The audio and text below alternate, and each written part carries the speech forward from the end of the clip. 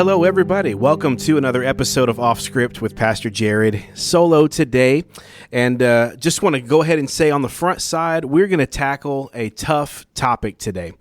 This is the one that I promised in my Sunday sermon from the Battle of Jericho as we read Joshua chapter 6, and it had mentioned that the command to Joshua was to leave nobody alive, to slaughter everybody. I made a little note there in my sermon that my hope was to be able to put together a podcast later in the week and explain some of that. So we are at that time. That's what this podcast is. I was able to get it together. So that's what this podcast is going to be today. Before we get into it, I want to make a little bit of a disclaimer.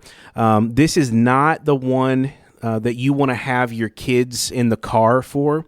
So if you're listening to this podcast in a mixed audience of young kids or those that you think it's probably not wise to hear, because we are going to have to discuss Canaanite culture in order for this to make sense.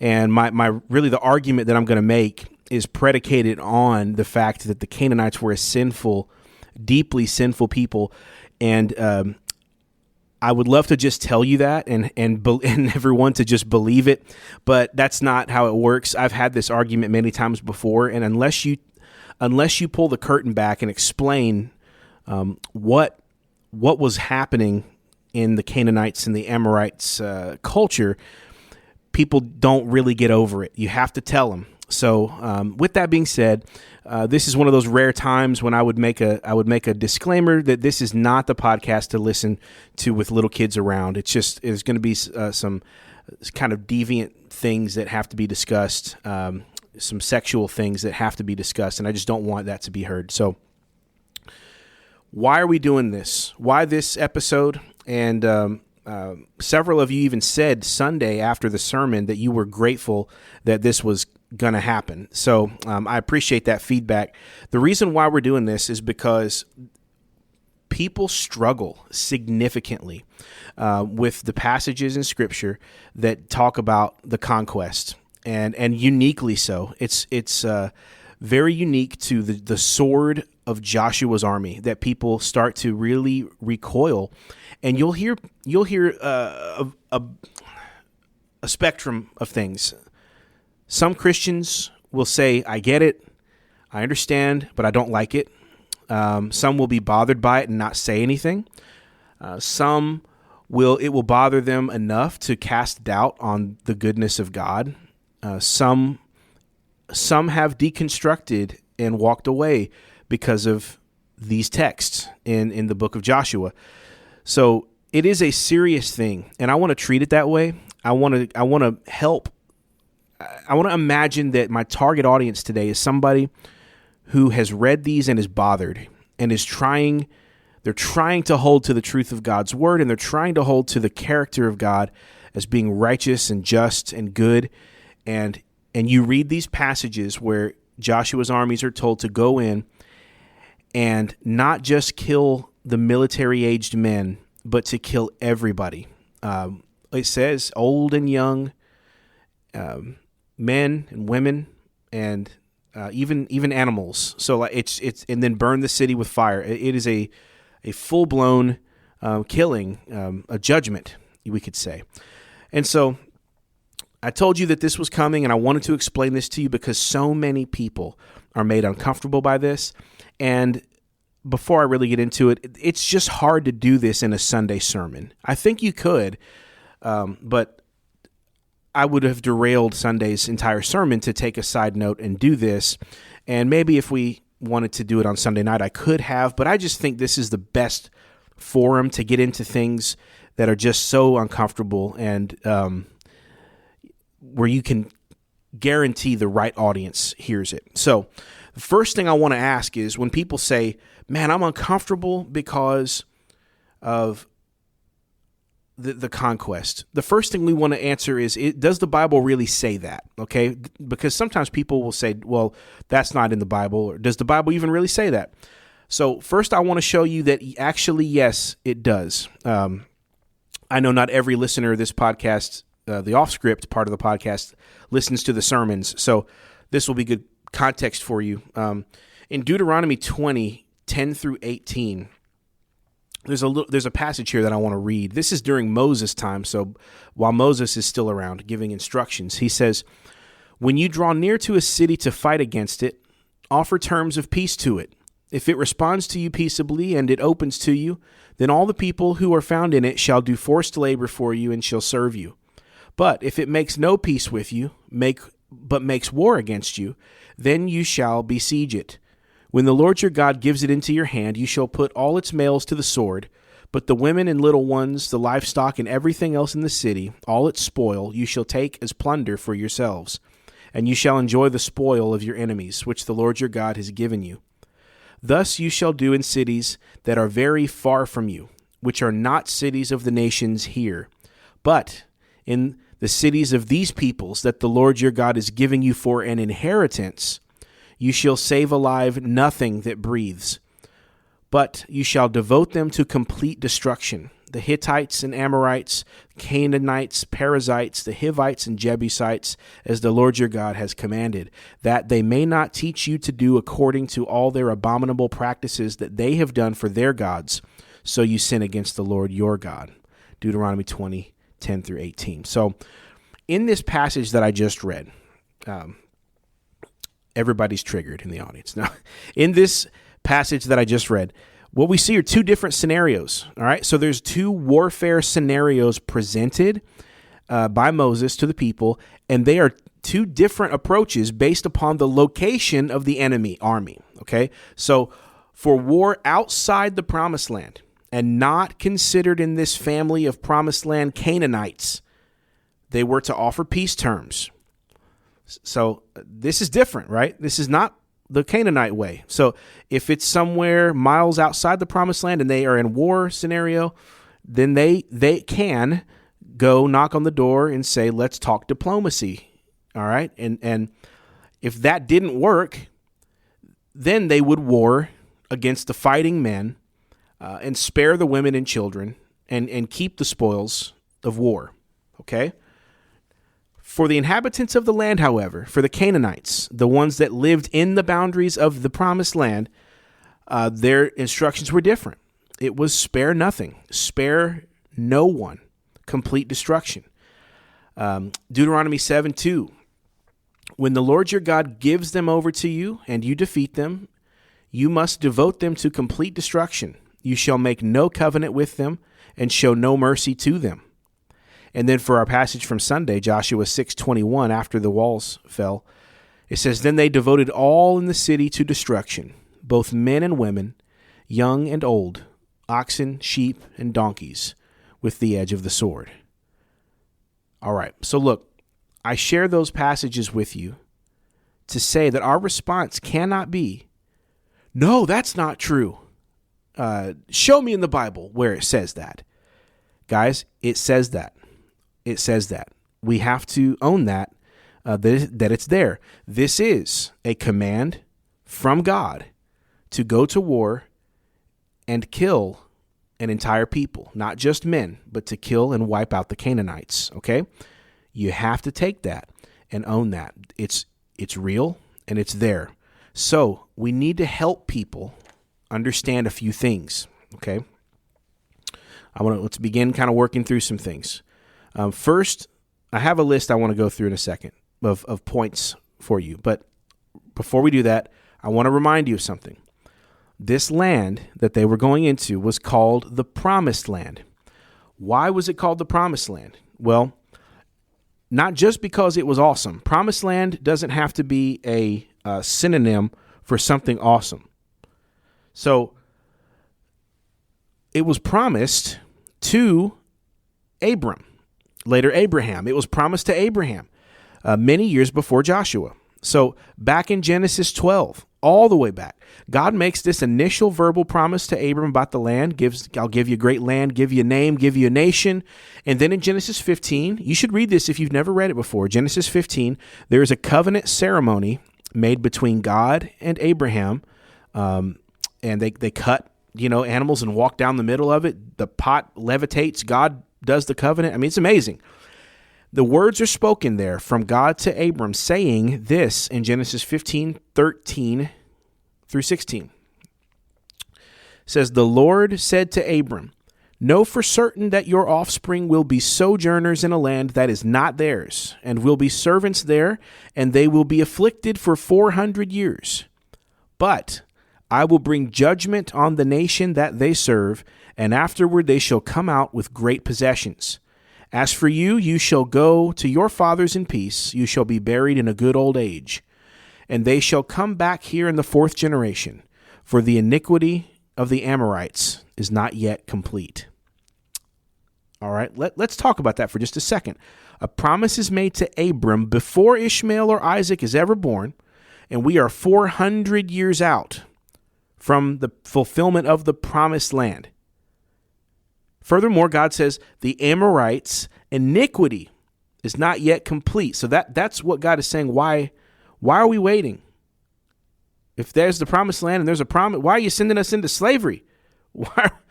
What's the wait for? If you know the land and I know the land, can we just get it? Well, God says, hold on, the Amorites' iniquity is not yet complete. What does that mean?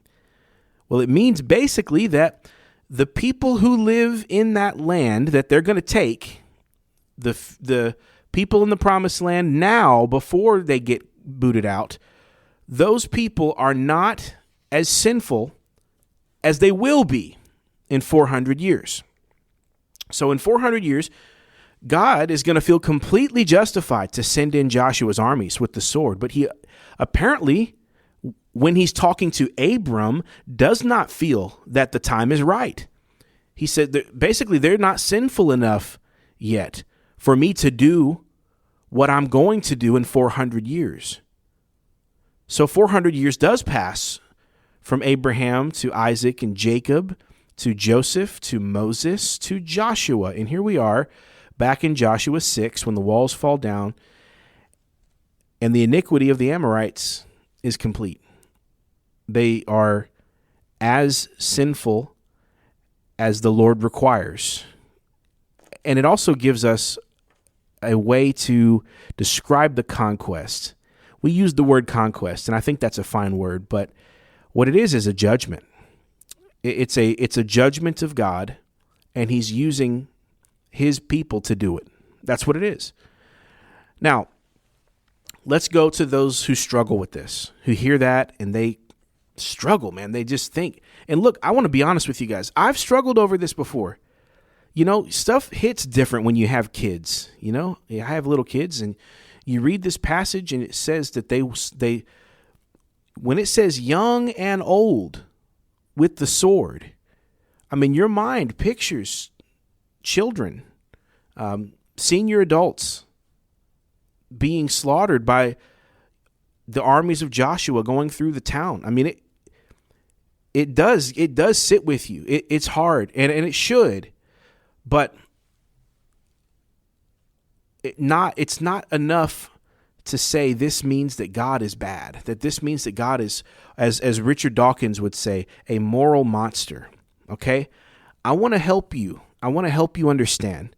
Now, I want to say, I'm going to give you a list. Let me see. I got 9 little points here. Okay? 9 bullet points that I want to go over to help explain this to you.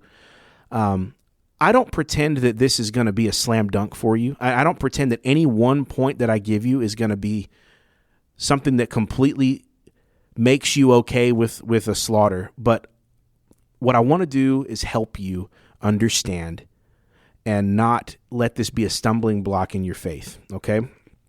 So, 9 things that will help you understand and explain the conquest. First thing I want to say is that we right now live in a sanitized moment of history. Maybe the most sanitized moment of human history that has ever existed. So war and violence for us in our culture now, in America, you and I, it's not a part of our lives. For most of world history, violence, killing, war, defense of oneself, It was an absolute normal thing. You expected it sometime in your life. Think about this. To grow up in ancient times, it was, or depending on where you lived, if you maybe not even that ancient, but there are times in history where it would have been unusual for a man to be born and die and never had to kill someone, never had to fight someone, never had to defend his life to the death, never had to join in an army. This was normal in human history to happen. So we read this text as most of us who've never had to do anything. Most of our folks, we may have some Vietnam vets that understand. The numbers of guys in Afghanistan and Iraq is much smaller. Some people may not even know vets in those. You may know a Vietnam vet. Most of the World War II vets, there aren't many of them left.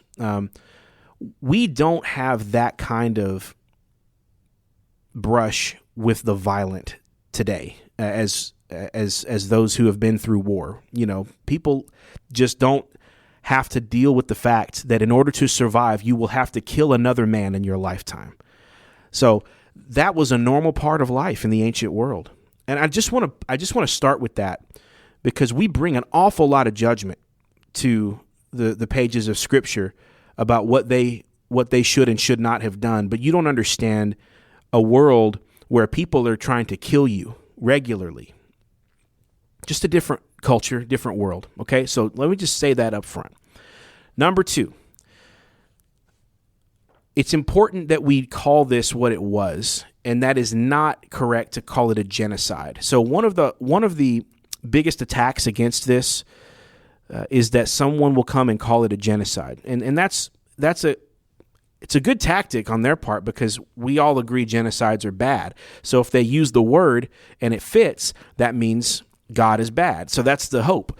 But this really doesn't fit genocide if you think about it, because what they were trying to do was extinguish these Canaanites. They truly were trying to kill the Canaanites from the land. But why? It wasn't because of their skin color. It was not an ethnic cleansing. So Hitler wanted to kill Jews because they were Jews. It was he had a disgust for their people. There's been these all over history where some dictator just doesn't like another people and wants to just wipe them out. That's not what this is. This was not skin color or anything like that. This was because of their horrific practices, that there was a concern by God that their religion, that the pagan practices of the Canaanites would creep in to Israelite people and their worship. Another thing to think about with this is that there was no concern with doing this to people outside the land. So if this truly was a genocide, they would be trying to kill, Canaanites, Amorites that lived anywhere and in all places and hunt them down. That's not what this was. It was limited to the borders of the land God had given them. So think of this as like a capital punishment rather than a genocide. Okay, that's point 2. Number 3, this was not an open-ended allowance by God for all times and all places and all peoples. This was very specific, very specific. The fundamental, a lot of times people will compare Islam and their jihad with Joshua and his conquest as if they're the same thing. Well, first, there's many reasons why they're not the same thing, but one important reason is that this was a limited time offer for Joshua. This was about a time, a place, a people, and a border. Then it ended. Once the job was done, the job was done. But Islam, as far as I understand, they don't have any time marker. The kill the infidels is wherever you find them, slay them where you find them. That's active, and there's no time restraint on that. There's no border on that. That's anytime, anywhere, any place. And so it's important that you recognize that is not what Joshua's conquest was. Number 4, this may be splitting hairs, but I don't think it is. Driving out is not the same as wiping out. Okay, and I even used the word wiping out on accident. But if you read the text from Moses to Joshua, you will see that they often use the phraseology, drive out the inhabitants of the land. What I take that to mean is that if the people would have left in advance, they would not have been chased down. So there was war because they elected to stay and fight. Okay, so if the inhabitants of Jericho would have abandoned their city and have head to the hills, I don't believe if they had relocated outside the promised land, I don't believe that they would have been chased down and killed, because the point was for Israel to have the land and to be cleared of this pagan influence. So driving out was a possibility. Now, it did not often happen that way. They pretty much all stayed and fought, which is why it went the direction of war and wiping out. So that's just maybe splitting hairs, but I think it's worth bringing that up. Number 5, it's important to say this too as a little caveat. As strong as the language is in the text, in that God said to leave none that breathes and leave none alive, it's important to recognize that's not actually what they did. They were somewhat disobedient in the conquest. They did not kill everybody. So even though God said it, they didn't actually do it, because you can find in Judges chapter 1 remnants of Canaanites who were still around and did infect the people of Israel with their false theology of Baal and with their paganism and all that goes with it. So just a reminder, we're kind of talking about a hypothetical in that they didn't actually kill everyone anyway. Now, God did command it, but I wanted to say that they didn't actually do it. And in many ways, God was proven right that they should have done it, because it was a bane of their existence until David. I mean, David's still dealing with them. By the time David becomes the king, they're still hanging around. So, if anything, that proves the point that God was right, that they should have taken them all out. So, number 6, this is going to be the longest one. Canaanite evil. Canaanite evil. The Canaanites, whatever you think, were worse. I don't want you to think that God sent Joshua into this place that was sort of like this little pristine town that looks like something, like a Swiss village, or, some beautifully manicured little place, and mom and dad, and their 2 kids and their perfect little family unit with the white picket fences out front, and they're, Heidi ho, neighbor. I don't want you to think that, because that is not what this was. I'm going to tell you what it was. All right. Now, this is the part where I'm really uncomfortable, guys, because I've actually, I'm going to read to you some stuff, and I'm going to whittle out some of it already. I'm not going to give you everything there was. I'm going to tell you the article that I'm going to read, because this does come from an article.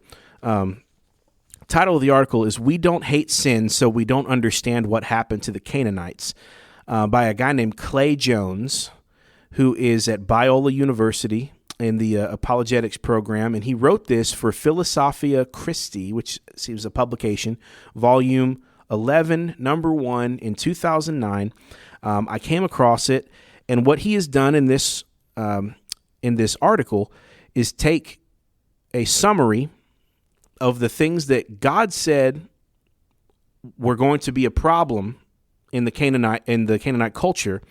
And then he compares it to documents and pottery fragments and poems found in Ugaritic from the Canaanite literature, and showed that everything God said that they were doing history proves they were doing, and it was way worse than even what the Bible described. So I want to show you some of these things. All right, I'm just gonna go for it, guys. Some of this is pretty tough, but. So I'm about to read a lot of clips from an article. So I'm not going to say quote every time, just so you know. Most of the thoughts on this point are from Clay Jones. Okay. So he says, God tells Israel in Deuteronomy 9:5 that it was not because of your righteousness or integrity, but on the count of the wickedness of these nations that he is driving out the Canaanites. So the Bible is unambiguous concerning what sins they committed, including idolatry, incest, adultery, child sacrifice, homosexuality, and bestiality. All right. So and he's going to go through and explain how these things were happening in the land. So first, idolatry. This one is the best attested to in the Bible, so we don't need a whole lot of detail here. If you read your Old Testament, you understand what idolatry means.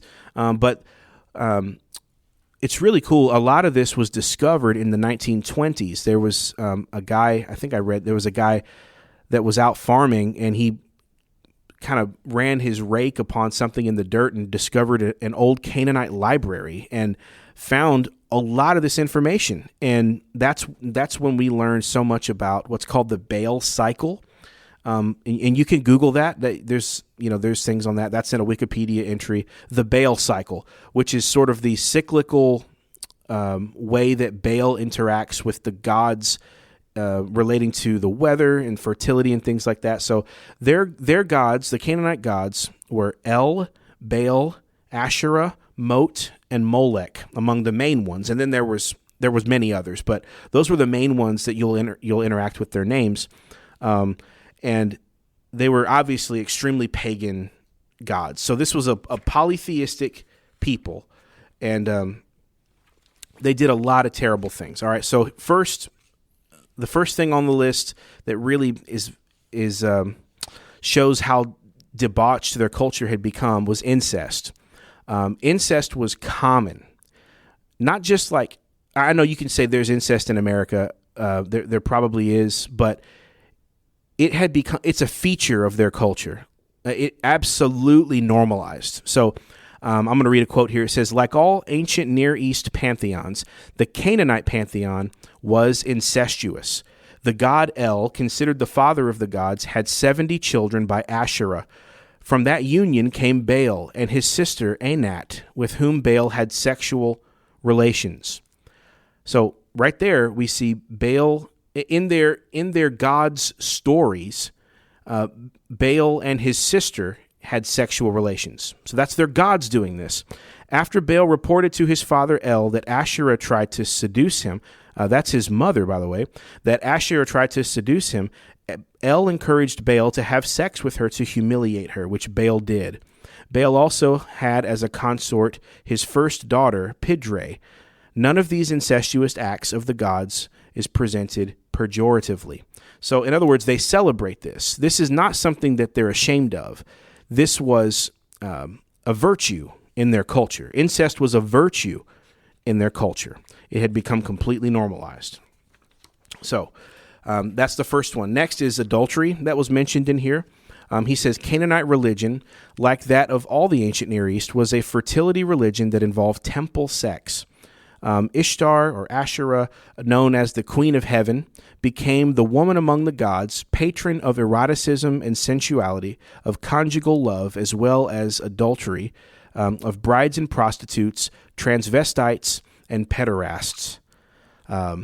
So when we talk about temple worship, how did the Canaanites worship their God? And by the way, all of their life was connected to worship. They were very religious. It was all connected to temple sex with temple prostitutes.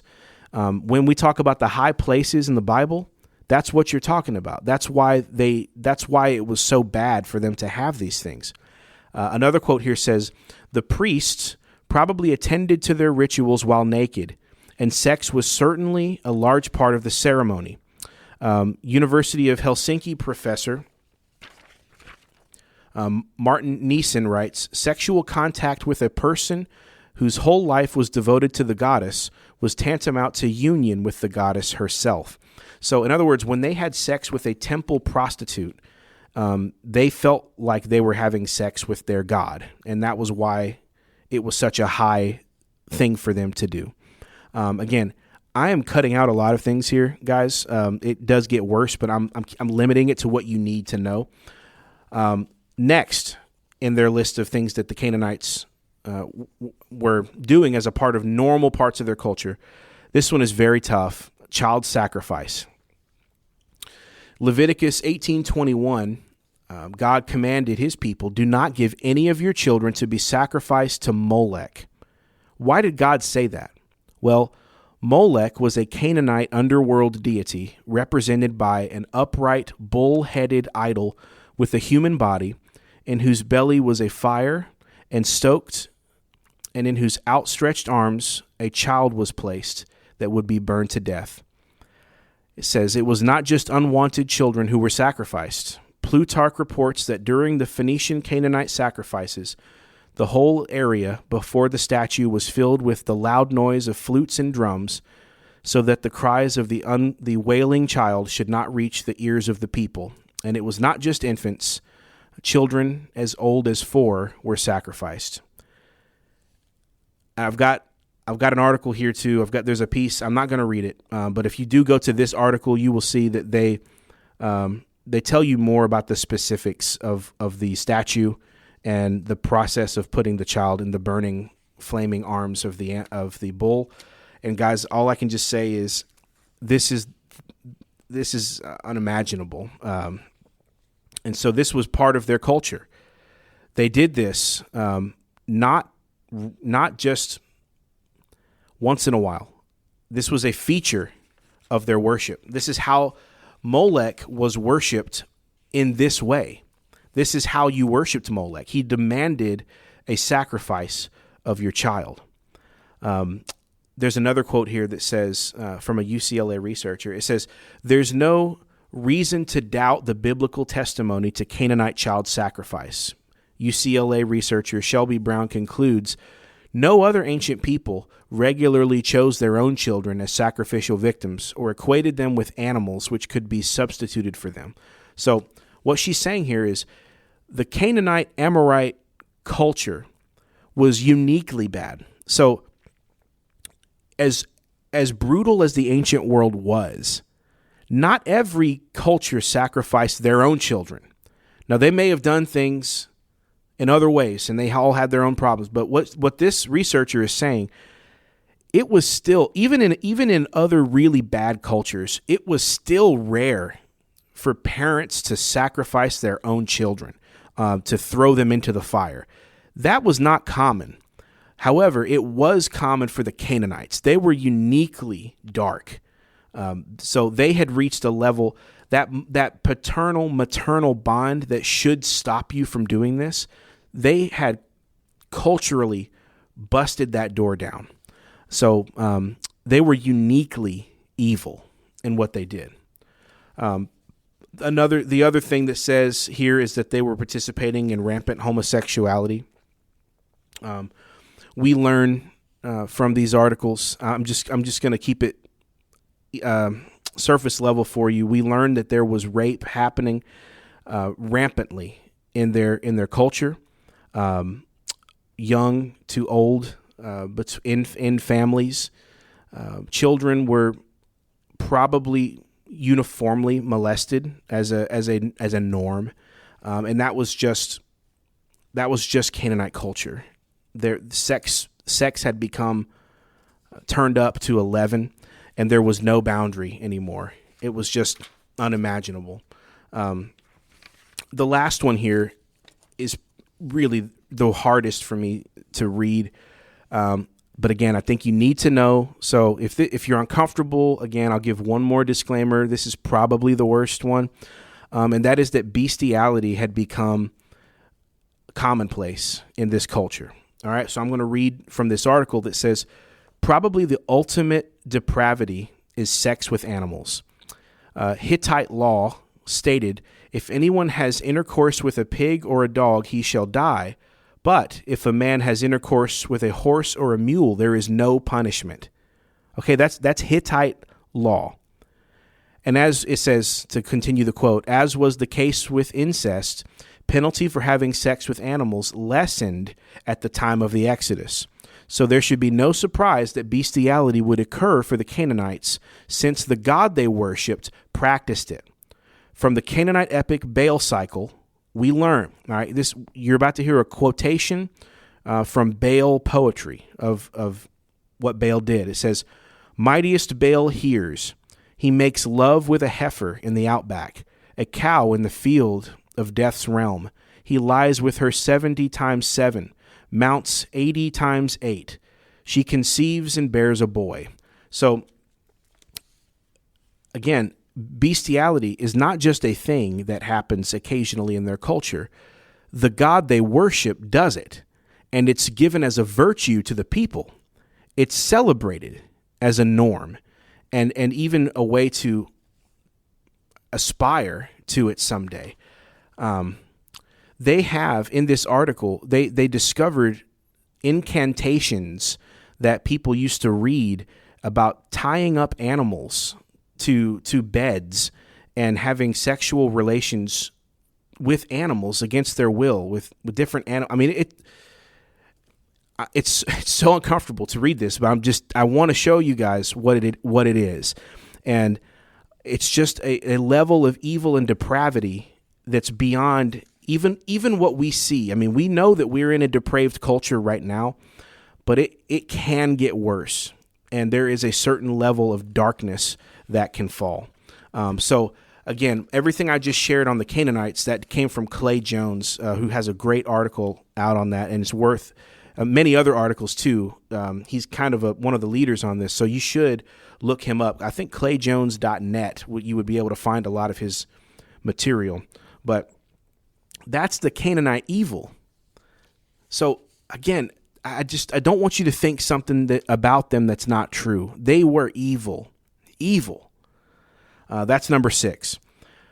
Number 7, when it comes to one of the big issues that people have with the text in Joshua that we read is that the instruction to kill children. And I do understand. I understand why that hurts us to read that. But what number 7 would be, what was Israel supposed to do? Okay? And this is a very practical question, and you may think you have the answers, but let me just say, if you think through this, okay? So they were going to war with the nation of Jericho, for example, all right? The parents are all killed in war, okay? The parents fought back. They died in warfare. So what do you do with the children in that situation? You've only got a couple of options. Either they're going to be killed in war, which is what happened in Joshua. They wander around, and you leave them, and they wander around until they die at various ages, and they starve, or they're taken by wild animals, or you adopt them. You take them into your family. Now, everyone, of course, is going to say, yeah, do that one. There's some practical things that you want to consider if that's what you think. First of all, adopting Canaanite children, they have already been exposed to unthinkable things. They have participated very, very likely in sexual activity. They have been molested many, many times. Their view of what is right and wrong is absolutely shot, as is everyone in their culture. And so you bring that into your home. You bring that into your family, and that bill is going to come due someday. I know everyone thinks that can be turned, and maybe on occasion it can, but that formation of that child's mind has fundamentally changed. They are oriented now towards that depravity, and it's hard to get that out. There are foster parent stories that will affirm what I'm telling you. An adoption story, sometimes when a child has gone through certain things, that they do come home and act things out they try. I've read stories that they will try to seduce the parents. They try to do things to the siblings. Not always, but those things do happen. And that's a risk you take when you bring in the Canaanite children that have already been through all of those things. Secondly, they do grow up, and they do ask questions about what happened to mom and dad. So just a practical concern. When this child grows up and they say, am I adopted? And you say, yeah. And they say, what happened to mom and dad? And you say, oh, we killed him in the battle at Jericho. Huh. You think that kid is going to resent you? You think that kid's going to think about that and stew on that? And maybe the other Canaanite kids might start talking to one another?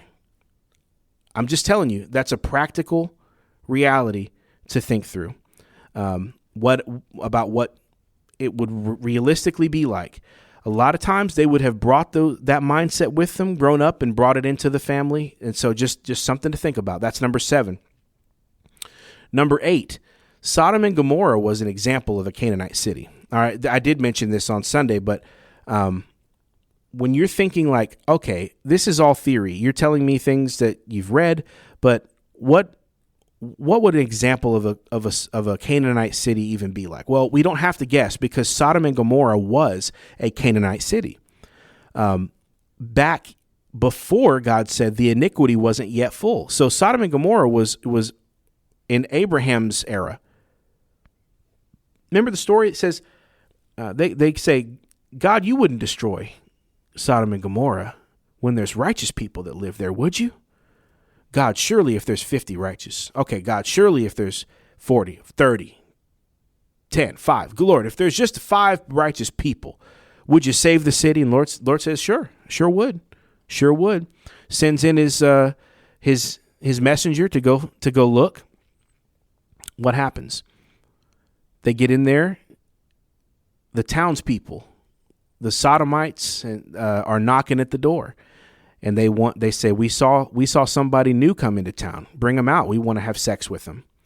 That was Canaanite culture. Don't think of that as Sodom and Gomorrah. Think of that as Canaanite culture because that's what that was. Except it wasn't even as sinful as it would have been later. To give you an example of this, guys, look, Lot was spared. Lot's family was spared, but his kids were Canaanite kids by culture, maybe not by blood, but by culture they were. Think about this. What happened when they got out of there? So God spares, the angel brings them out. He spares Lot, his wife, and his daughters. Well, the wife didn't make it because she looked backwards and she's salt.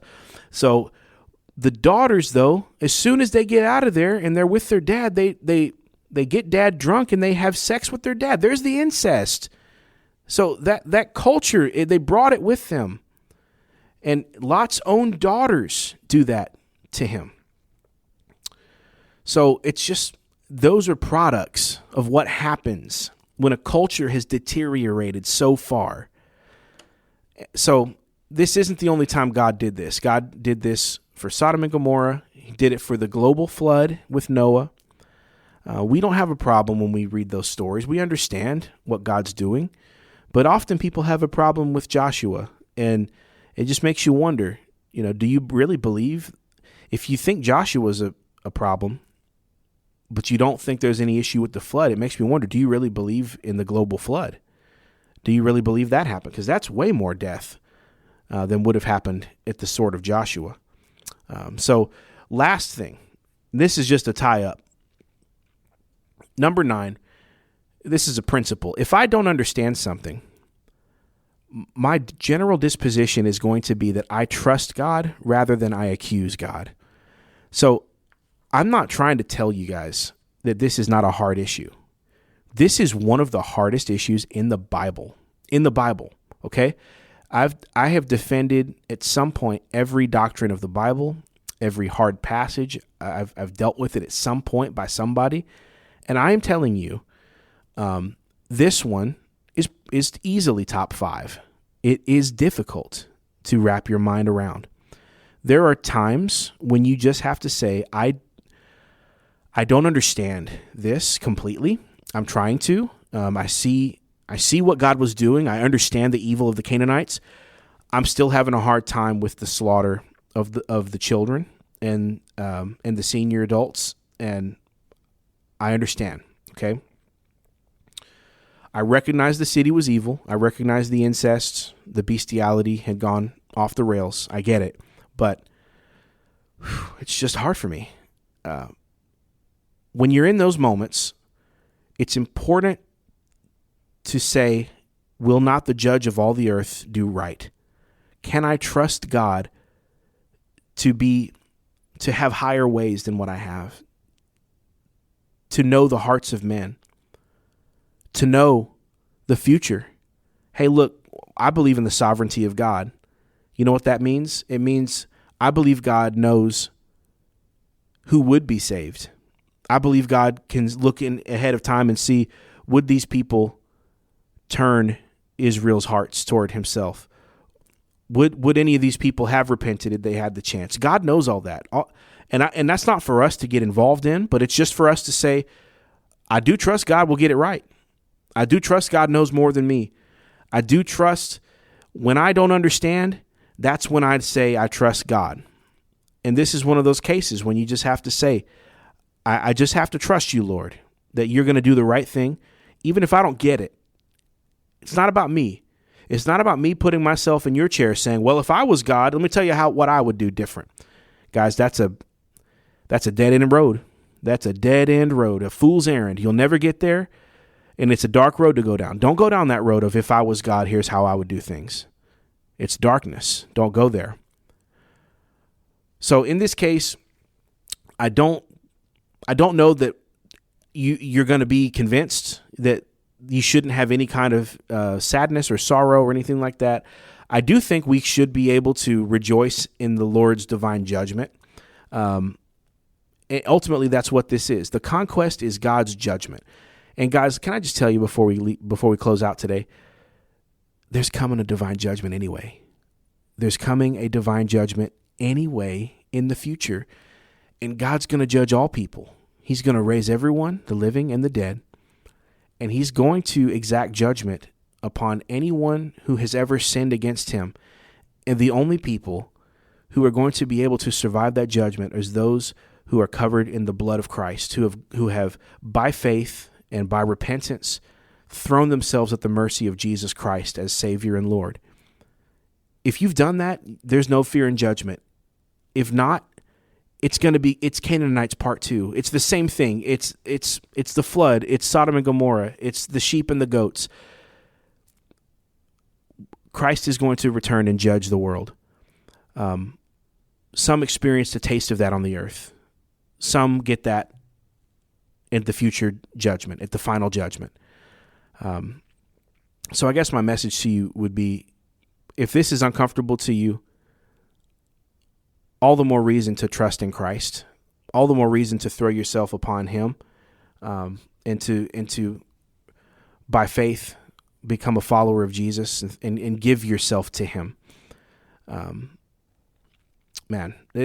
So I hope that this has somehow helped you work through this in your mind. It's probably not a perfect, this was actually a very difficult topic for me to try to explain and distill down for you guys in an episode. Probably there'll be some questions that you might have that you want to ask me in person, and that's okay too. But hopefully this just helps you to get the conversation going in your mind and to understand a little bit more about who the Canaanites were and who they weren't. So maybe this has been a help to you. I hope so. You guys have an awesome week, man. Join a Bible preaching, gospel teaching church. Hey, if you're at a church where you don't ever talk about these kind of things, you need to find one. Don't go to a church where they hide things from you, or where you've never been exposed to the hard stuff or the difficult topics. Is this fun? Not really, but is it super important? Yeah, it's really important to be able to open up every page of the Bible and know what's there and not be ashamed So if you're in a church that can't talk about this stuff, man, we'd love to have you over at Kirby Woods. Come see us every Sunday at 10:30, 6325 Poplar Avenue, kirbywoods.org. Check us out. If you want to submit a question for this podcast, I do my best to get around to them, kirbywoods.org/offscript. And there's an anonymous form there. You can send me a suggestion for an episode. And if nothing else, man, give this episode a like, a review, a rating, a kind word, and share it with a friend. Have an awesome week. We'll see you Sunday. God bless.